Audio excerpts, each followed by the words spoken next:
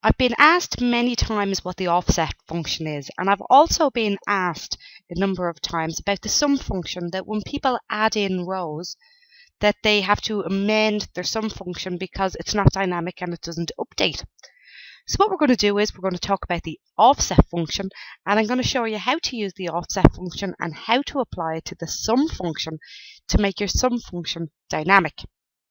So the offset function can be used to refer to the location of a specific data in an Excel worksheet. It will return the value of a cell that is a specified number of rows and columns away from the active cell.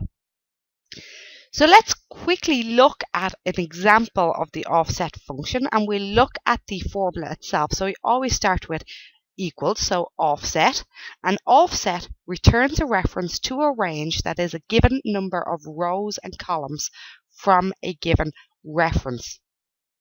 So the first thing it's looking for is a reference. And what is the reference? Well, the reference is the beginning cell. So I'm going to start in cell B10, my active cell.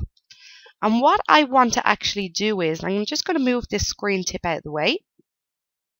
What I want to do is I want to return either Mary's name or Joe's name into this cell by using the offset function.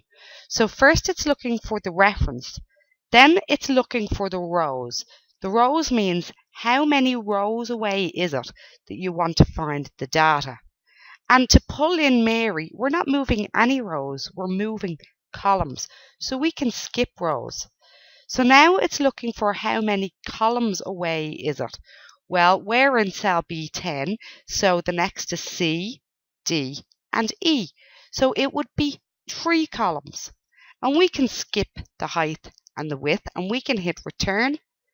And you will see that we have returned the name Mary by using the offset function.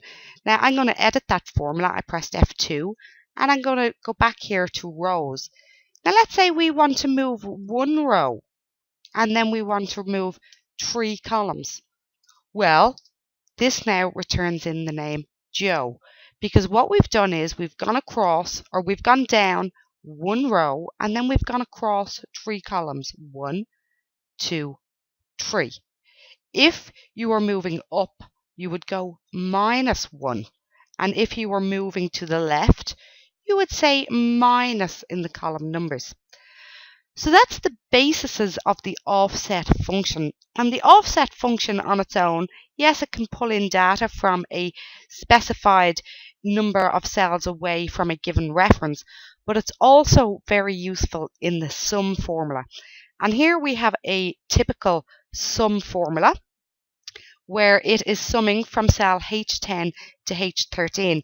Now, many of you may have experienced when you are inserting rows, the sum formula isn't updating. And I know for non-experienced Excel users, this can cause a lot of confusion. But what you can do is you can amend the sum function to include a offset function. So we have here sum H10 and with the double dots to H13. So it's selecting an array, which is a group of cells together.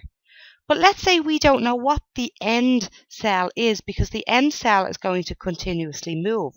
Well, we can use the offset function for our end cell.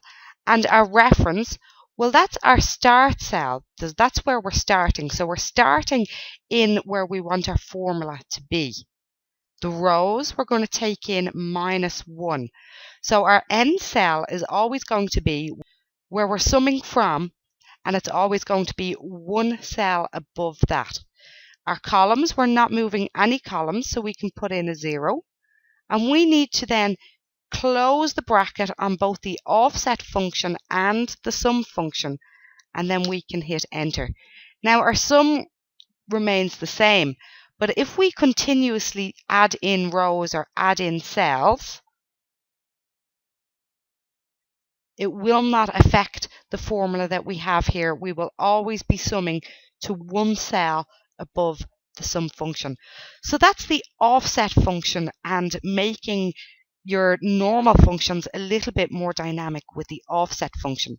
My name is Paula Guilfoyle. I'm a CPA, and I am also the author and presenter of the Excel Club, which is online Excel training. You can sign up for a free demo by visiting the excelclub.com, and we also have a free basic Excel course which you can sign up for on the same link. Thank you very much. Goodbye now.